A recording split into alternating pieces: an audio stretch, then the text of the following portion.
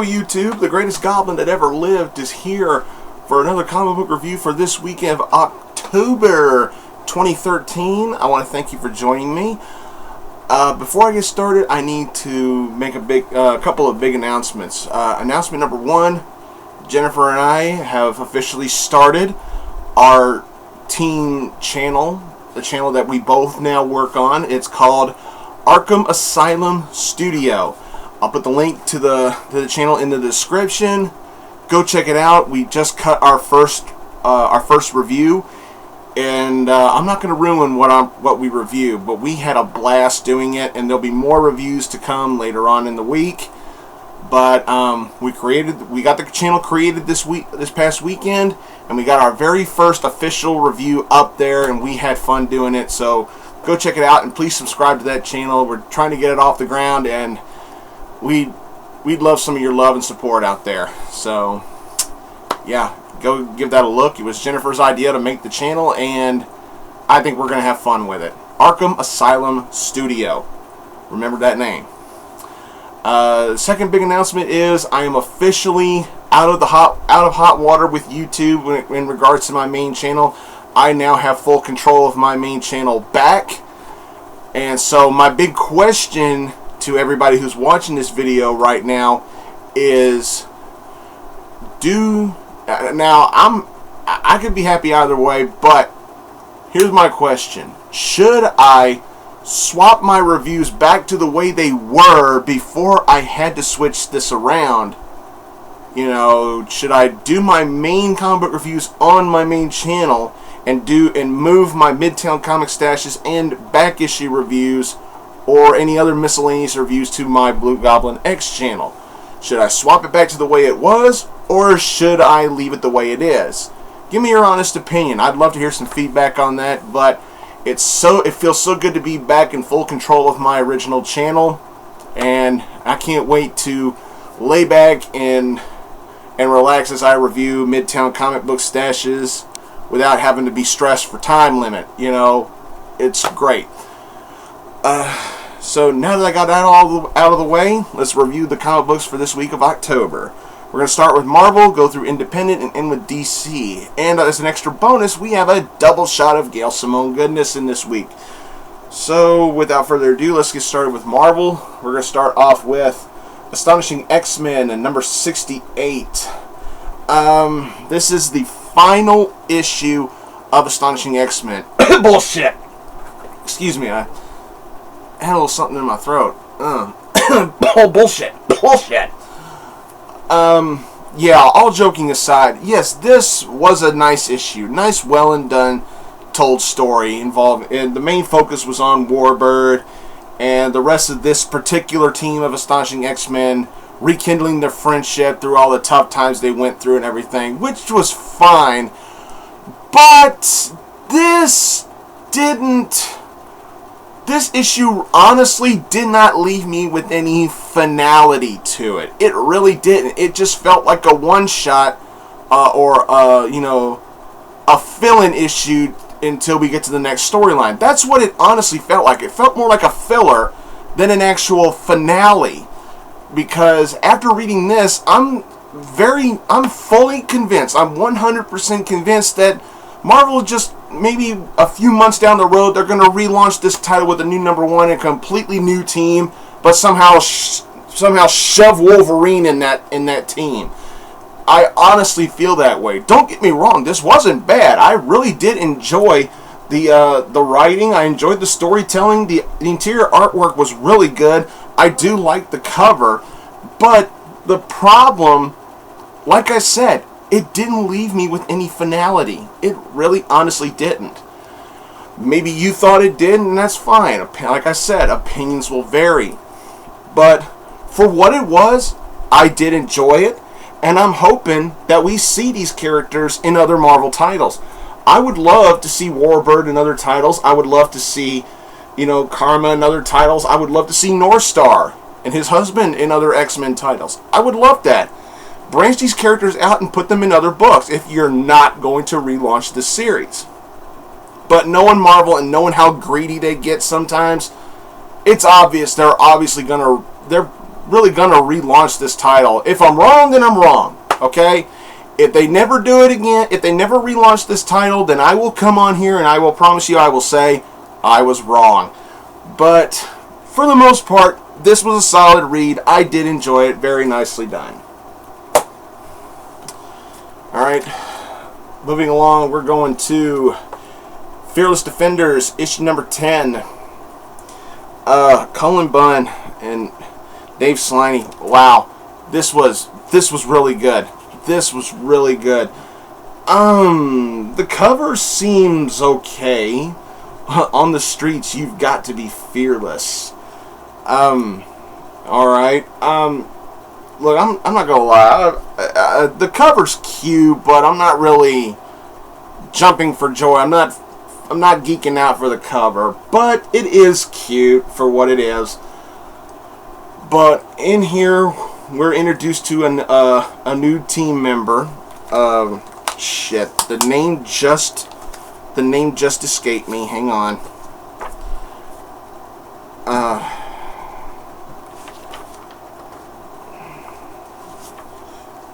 Ren Kimura. And she develops a power where her arms can have like these long ribbon-like blades that can cut stuff up and everything. It's really an impressive power. Ren Kimura, gotta remember that name. But yeah. Let's see, the defenders are, come in to help deal with a situation involving Dr. Doom's daughter, Caroline LeFay. She's causing havoc. This is a Tying to Infinity where you got cocoons all over the city and everything. And I guess Ren was a victim of one of those cocoons or something like that. We get to see her backstory. It's short and sweet and right to the point, but we get to see it in here. Yeah, there's a lot of action, a lot of good action, good dialogue. The artwork is great. The writing is solid. I honestly enjoyed this. This was very, very nicely written, and call me crazy, but I think Annabelle might be getting a new girlfriend. That is, if she's completely over Valkyrie, which I don't think she might be. But it's hinted that Annabelle may have gotten over her crush on Valkyrie. I wouldn't be surprised if later on down the line we get stories to where she might not be. But it seems that we might be getting a bit of a romance between Ren and Annabelle. We might be. But the action was solid. Loved the characters. This was great. I mean, was it perfect? No. But, like I said, for the most part, I enjoyed it. This is a great series. Cullen Bunn is one of those writers that can trip you up. You might think he's taking you in one direction with a story, but then you go in an opposite direction, or you get something entirely different. But he's managed to keep my attention, and in a good way. This is a very solid series. I still recommend jumping on board with it. It's not too late. We're only 10 issues in. You can get trade, or you can go find the back issues. It's not too late to get on board with Fearless Defenders. Truly a great series from Marvel. Alright, next up, we're looking at Infinity, number 4 of 6. First thing I would say is that cover is badass. Yeah, Thor getting shit done the way Thor can. And is this a false representation cover? No. Shit like this kinda happens in here. Not to this extreme, but Thor gets stuff done in this book. And that's all I'm gonna say. Damn, this was good. Hickman is killing it with this story. We get introduced to Thanos' son. I believe he's called Thane. And he's a healer. He's actually a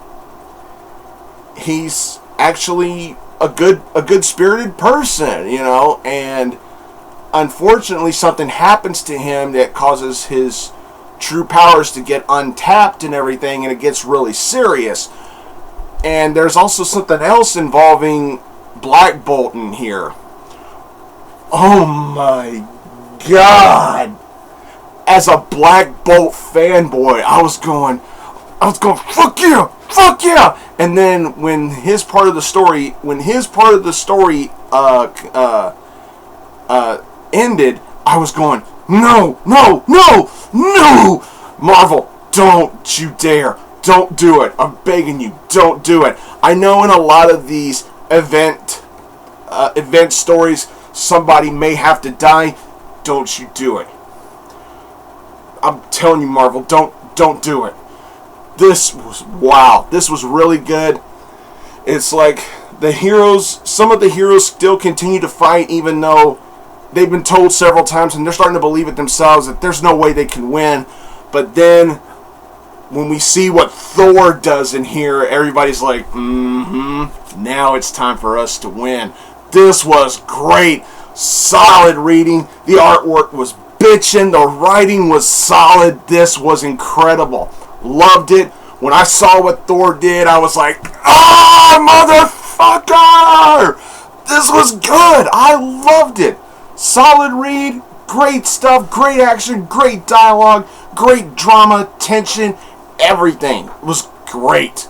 Do yourselves a favor and pick this issue up. At least give it a read. It's worth reading. Good stuff. Alright, we're ending Marvel with X-Men number 6. This is chapter 7 of Battle of the Atom. Brian Wood, David Lopez. Oh yeah, this is good. This was really good. Oh man.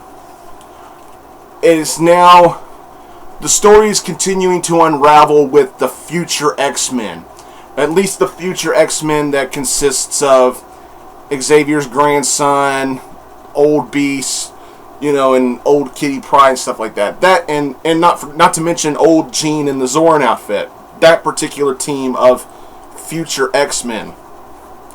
The story's starting to unravel specifically with them because the X-Men in this issue, in this part of the story, learn what they truly are. Oh, and it gets nasty. And there's a big reveal. Now, no, there's two reveals. One's bigger than the other one. But there are two big reveals in here. The first big reveal involves old, middle-aged Kitty Pryde from the future. Now, the only thing I'm going to say, I'm not going to spoil what happened, but all I'm going to say is that it's not really Kitty Pryde.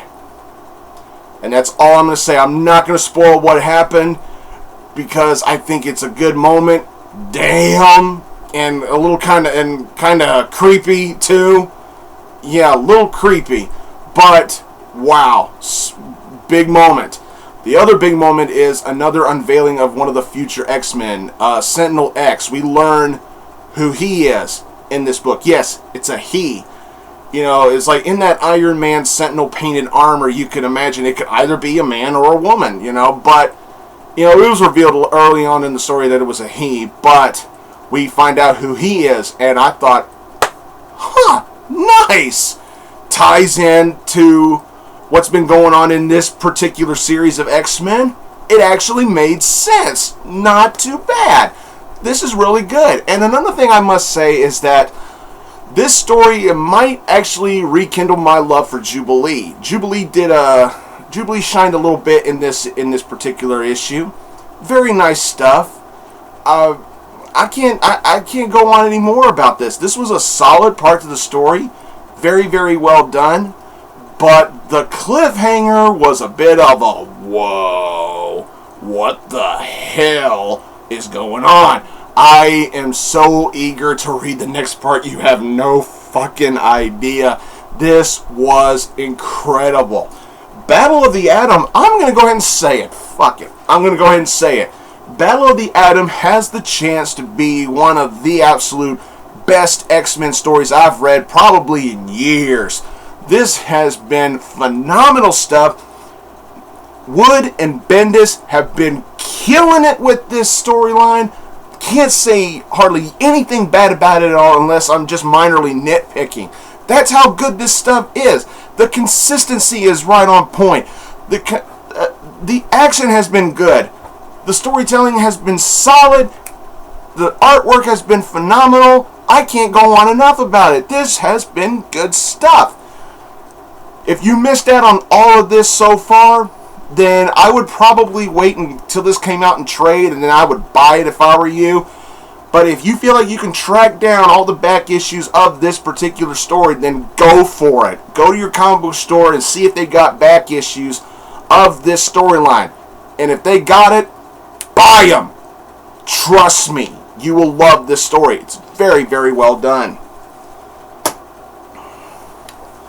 Alright, we're going on to independent. We're going to Dynamite Comics. With Dynamite, we're getting our first shot of the double shot of Gail Simone goodness with Red Sonja, number 4. Gail Simone, Walter Giovanni. This was incredible. This was very, very nicely written.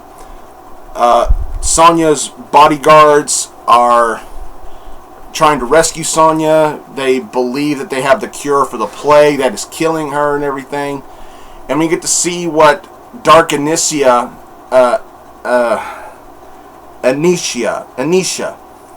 I'm going to pronounce it like that, Anisha. It sounds like an actual name.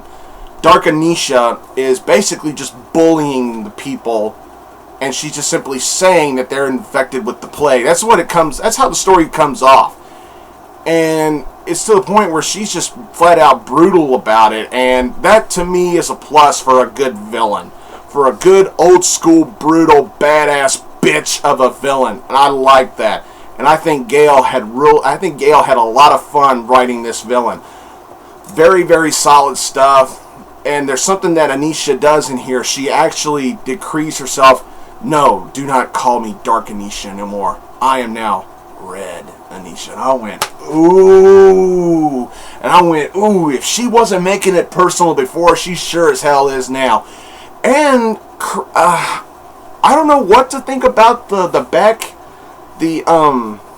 flashback, the flashback storytelling that involved Sonja and Anisha fighting side by side together, and it appears that's where she first coined her name, Red Sonja. And I went, if that's the true origin of if that's Gail's rendition of how Sonja came up with the name Red Sonja, I'll be happy with that. Very, very nicely done. But even though Sonja is injured and she's infected and she's dying and everything, does that stop her from being a badass fighter? Hell no, it doesn't. It's very nicely done. The action at the end of the book was very solid, very well done, and it had one of those old school fuck yeah cliffhangers that makes you want to read the next issue just to see Sonja get some in the end. Very, very nice. This was a solid read. Can't get enough of it. The one-liners, the action, the drama, the tension, the artwork, the goriness, everything that I could expect from a Red Sonja book is in here. It's just fantastic. Gail, I love you, my friend. This has been phenomenal stuff. Can't get enough of it. Alright, we're going on to DC with the second part of the double shot of Gail Simone goodness. We're looking at Batgirl number 24. This is part 2 of Batgirl Wanted. Oh my god. Well, of all the stuff that Barbara's putting up with, I'm surprised she's not pulling her hair out and fucking screaming in a padded room. She acknowledges that young Ricky here is her boyfriend. She acknowledges that several times, and wouldn't you know it, she gets close to the guy, and her own father, Jim Gordon, puts a bullet in him. And just the sheer amount of drama and tension that goes through this entire issue is just nothing short of incredible. The attention to detail on the emotion between the father and daughter characters in here is told phenomenally well. Barbara's roommate, Alicia, she is shown to have a good and tender heart in here. Very, very nice. It's nice to know that despite what kind of hell Barbara's going through, there's at least somebody out there who's willing to show that they care. Very, very good.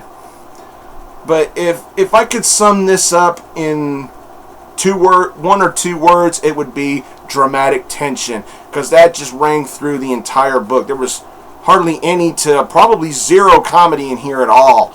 And this is some of the writing where I think Gail could be at her best, when she drops the one-liners. Even though she's good at the comedic writing, she can do some comedic lines here and there very, very well.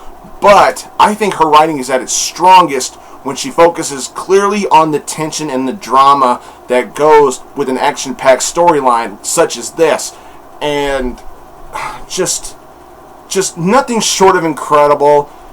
The ending of the book, oh my god. All I'm going to say about the ending of the book is, Nightfall, you bitch. That's all I'm going to say. This was incredible. Can't get enough of this. Just fantastic. Just fantastic writing.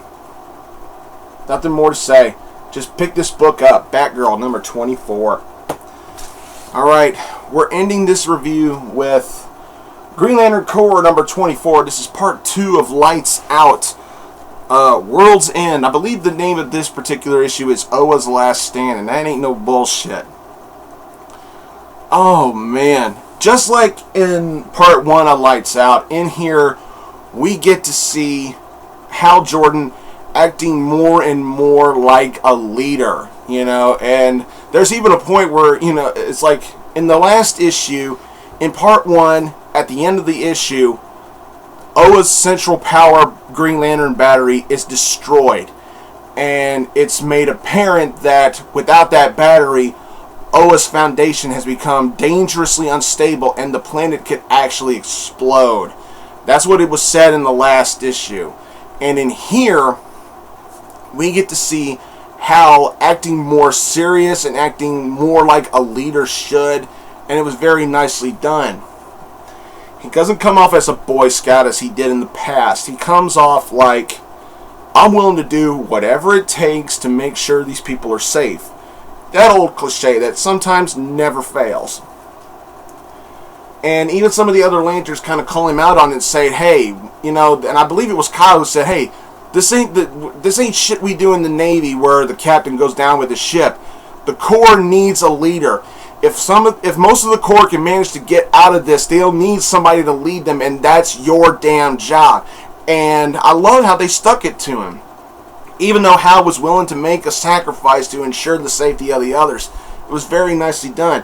And what I can say about Relic is that he's no pushover. He pretty much is basically invincible at this point in the story right now. It's like everything that the Lanterns throw at him, he just brushes it off like it's nothing. Except that they found something else that they can fight Relic with, but at this point, at this stage of the fight, it really doesn't matter because they got their backs against the wall, and they're not doing so well. A couple of Lanterns do make a sacrificial stand against Relic so others can escape and everything, but oh man, this was dramatic, and at the end it was very sad. Wow. I'm not going to spoil the ending. I'm not. Even though I'm pretty sure you already know what happened, even before you read this.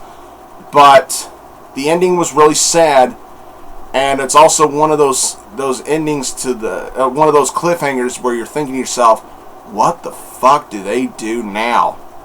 And I'm serious. That's the way this book was told. Just incredible stuff. I mean, where the hell do they go from here? What the hell can they do? With the central power battery gone, their rings are basically, running on fumes, as John says. Because once those rings dry up, they're fucked. Seriously.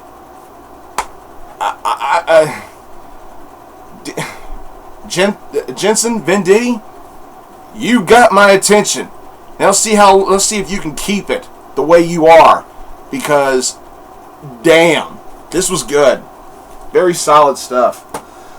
Well, that's all I got for this particular review, everybody. I want to thank y'all again for watching. Remember, Jennifer and I have started our team channel together, Arkham Asylum Studio. Look for it. It's probably on my featured channels list. But look it up, subscribe. We already have our first video out, and there's more coming later on in the week. And remember, should I swap things back to the way they were in regards to how I do my reviews, or should I leave things the way they are? Give me your honest opinion. I might leave it the way it is, and then again, I might swap it back to the way it was. Who knows? But I'm just glad I got full control of my original channel back. Please subscribe to this channel and my original channel. And don't forget about my bro, TheMtVernonKid. All my friends at Dark Avenger Inc. Plus. Fast Second Comics, Mark and Chloe. Deadpoolzilla, Brandon Hex, J.L. Ghoul. You know, just everybody. Thanks again to my family at Arkham Comics. Candace, Sarah, thank you for the books. And to Jennifer as well. I love you, baby. Thanks again for watching, everybody. And until next time, I'll see you all later.